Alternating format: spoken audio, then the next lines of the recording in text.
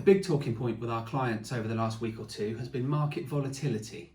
On Friday the 26th of November, for example, the FTSE 100 fell by 3.64% in one day. That's quite a significant drop. If you're monitoring your investments on a day-to-day basis, that might have made some quite uncomfortable reading. So, what should you do if you see the value of your pension or investment suddenly drop?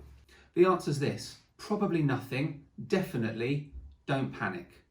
If you've got money invested in assets that display day-to-day volatility, then this should be a long-term investment. If it's money you know you're going to need next week or next month, even next year, you should consider whether it would be wise to move it to less volatile assets in advance. Don't wait for a dip in the market and then wish you'd thought about it earlier. If it's a long-term investment and you've chosen to invest in assets that fluctuate day-to-day, then an occasional dip is not only normal, it's inevitable. Whether we like it or not, it is going to happen. If you've got a proper financial plan in place, your portfolio is being regularly and properly reviewed, and you've got money on hand to meet your short-term needs, relax. The markets are just doing what they do, and we don't need to act surprised when it happens. Even in the worst times, things have always bounced back.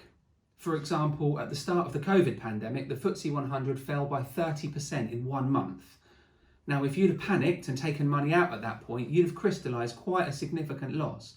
But if you sat back and let it happen, by now, things should at least be back where they started. In fact, a lot of portfolios are significantly above their pre-COVID levels. As ever, the best thing you can do before the next crisis, whatever and whenever that may be, is take independent advice, put yourself in an informed position and plan ahead.